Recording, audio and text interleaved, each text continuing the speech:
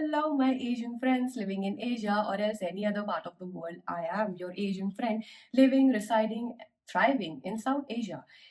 Asians are very bad at expressing their thoughts in the language English. So many of us almost avoid speaking in English, especially when we are supposed to express ourselves in the public places. If I were to pick and choose as a fellow Asian, that which region of the continent Asia is struggling with this problem more, then I would say it is eastern part of the continent Asia. How I'm saying this? Simply because as a fellow Asian, I observe the cultures, and East Asian culture is not that far off from me. So that being said, why I'm saying this? Because if you will notice, the people who are supposed to be in the public eye or else represent those countries from the leadership position, of course they might be having lots of money and resources to spare, and they can actually hire teachers to teach them the language English, where everyone wants to listen to their voice in that particular language. But still most of them either rely on speaking little to no English or else heavily use the translators to express their thoughts, even amongst the audiences who are native English speakers.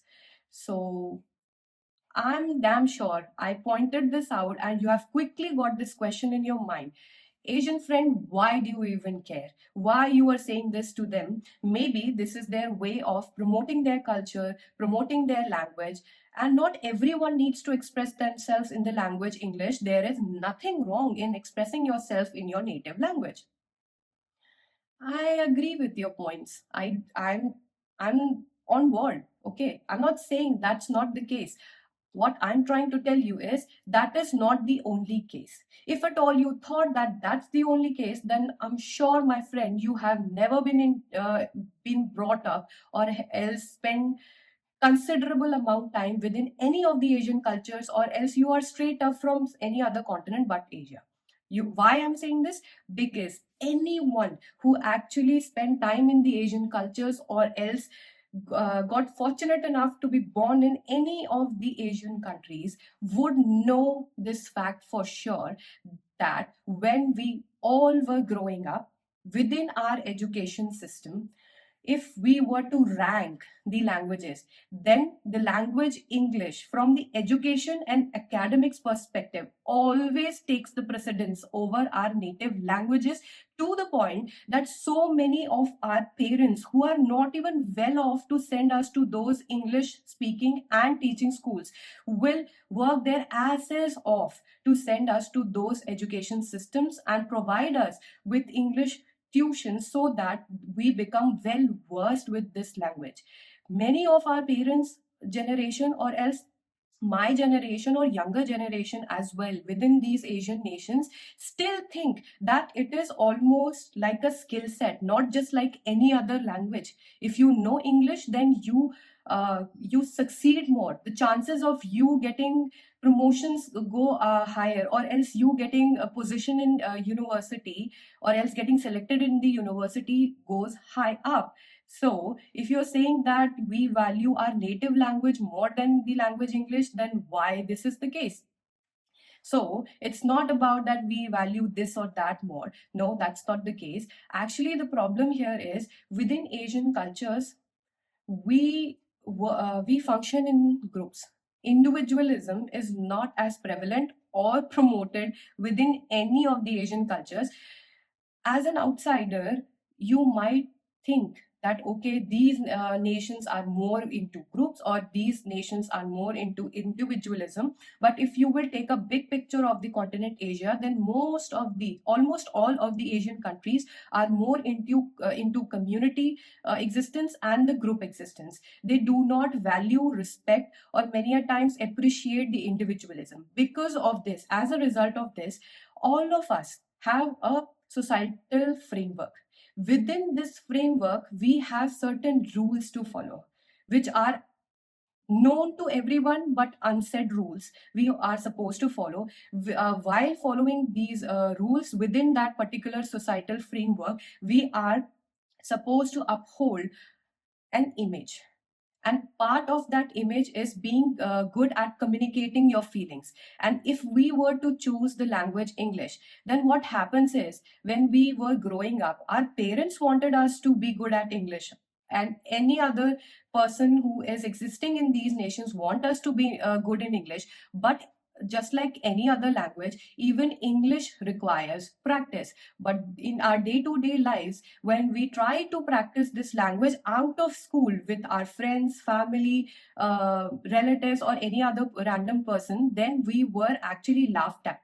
We were always told, oh, don't act like that Western person, or you have to act cool, you're so whitewashed, you're so Western. So as a result of it, so many of us were stubborn enough to stick to our guns, and we actually managed to practice. Because of that only, some of the Asian countries are quite good at speaking in English. But when it comes to East Asian countries, then you will notice they value community existence so much, so that if at all you, as being East Asian, try to break the shell and communicate with your friends and family in their language English, which they dearly love, then you were actually shunned, or else thrown out of this circle, or else made fun of. And anyone and everyone will end up speaking in the native language, and they will always make fun of you as if you are the odd one out, even though they are being jealous inside, that okay, this person can speak such well English, of course their chances of succeeding in life will go up. But still, we do not straight up say, okay, we are being jealous because we are not as competent. What we try to do is we pull the other person who is trying to practice English down. As a result, for how many times you will be stubborn enough to not succumb to your societal pressure? So that's what also happens with Eastern Asian people, right? This is one of the problem which is commonly existing in the entire continent of Asia, but it is more prevalent on the eastern part of the continent Asia.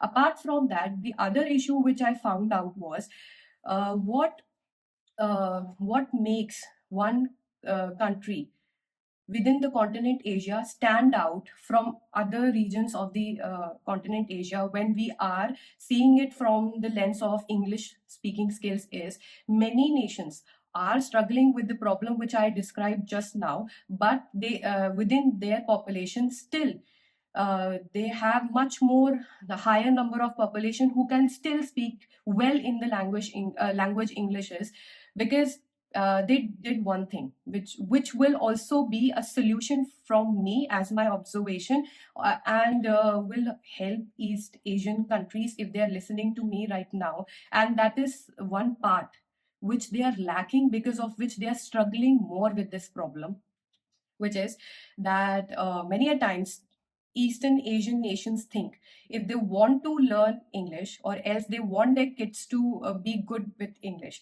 then only the native speakers are the best tutors for them. That's the mindset so many of us Asians have, and more so it is prevalent within the East Asian nations. That is why many a times they open the job openings for those foreigners who are actually native English speakers. That's what they think is the solution to their problem, but I think that is not the solution. What real solution is, that we have to break this solution into several steps. Not one solution will fix this big ass problem.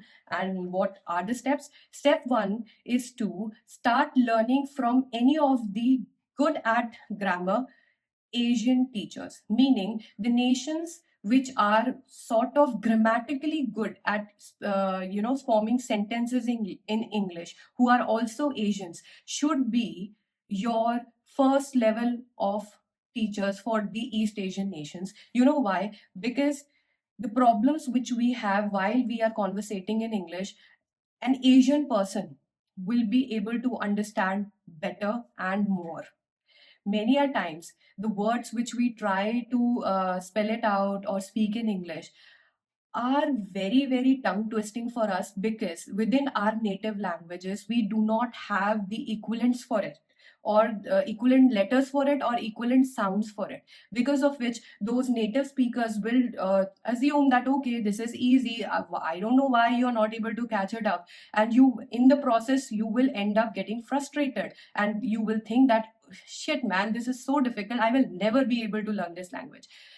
That's what happens. So that is why I think the East Asians should try take the help of the other Asian nations who are fairly better at speaking in English, and take the basic lessons from them. You know why? Because the languages which we have within this continent Asia, for some reason or the other, our letters, our sounds actually evolved in a similar way in comparison to our Western counterparts. So we will have a special way of breaking those sentences or words which will be easily catchable or understandable by fellow East Asian nations. So I guess they should start taking lessons from the you can say other Asian nations who are little better than them in the language English. And once they have mastered that level, then maybe they should ask taking help from the teachers who are the native language speakers, because from the native English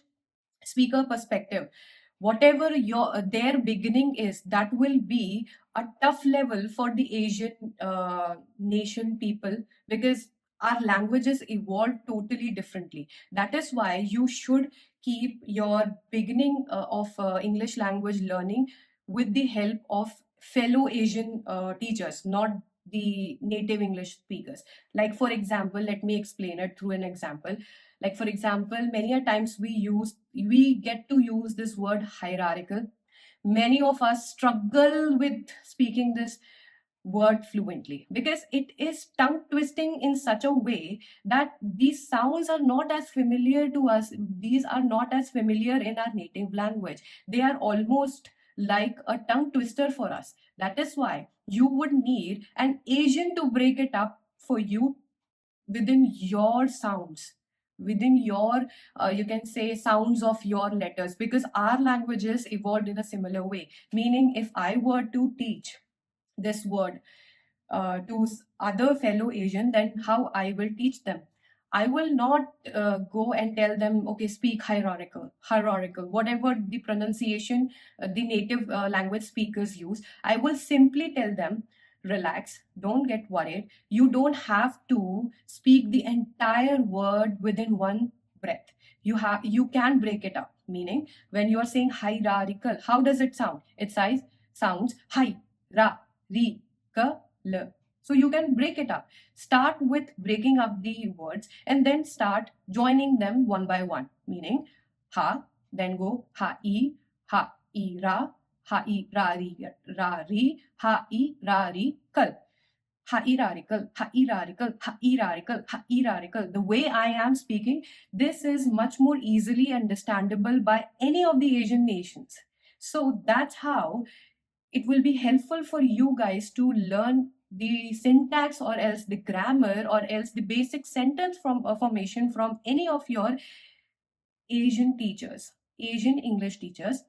And once you have mastered that basic level, then maybe you can start with the basic level of those native English speakers. That way you will gradually become better in speaking this language, and you don't have to always mentally convert each and every sentence from your native language to English, because it does take time. That is why it seems like your system, your existence, your body is lagging in real time, because you are mentally converting your native sentences into the language English. But when you have practiced enough and you have learned the basics of the language English well enough, then that lag time will be removed. And once that lag time is removed, you can start learning with the native English speakers. And then within these words, you can start adding the accents you think is the correct accent to spell this word in. Meaning,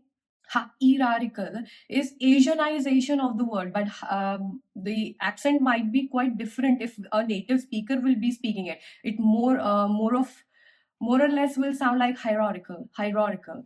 You can add this accent later on, but at least become good at speaking maybe very basic or simple but correct English. So that is the solution which is best useful for us fellow Asians. That being said, I guess the countries who are on the eastern part of the continent Asia, they should quickly start hiring the fellow Asian people who are good or else better than them in the English language, open up the gates for them so that fellow Asians can teach them good language, and then later on as the added tuition or else added advantage, they can also learn the accents of the native people. At least you should be well versed with the language enough that you can express your thoughts well with even within your own native language accents amongst the English understanding and English speaking crowd. If you master it well, then you learn the accents of the native people, that's a plus. But you guys are struggling simply because you think that only the native teachers will be able to teach you the best English, whereas the best solution for you is to start learning the English language from your fellow Asian teachers. In that regard, Indians are very good at teaching English because they have this habit of Asianizing the English. And once the Asianization of English happens, then it is much more easier for any of the Asians within this continent to catch it up early and catch it up correctly. And then later on, with watching movies, watching shows, or with our own practice, or else maybe interacting with the native people, we can also build up on their native accents. So that is my solution to the problem. I hope anyone from the East Asian countries, specifically China, Japan, or else South Korea, you are listening to me. I hope this helps. And if you think, no, this is not correct way of doing things, then please do let me know, because not only I want to share my opinion and educate you guys, but also take education from you guys as well, because all of our experience coming together will create happy, united, and integrated Asia. Bye.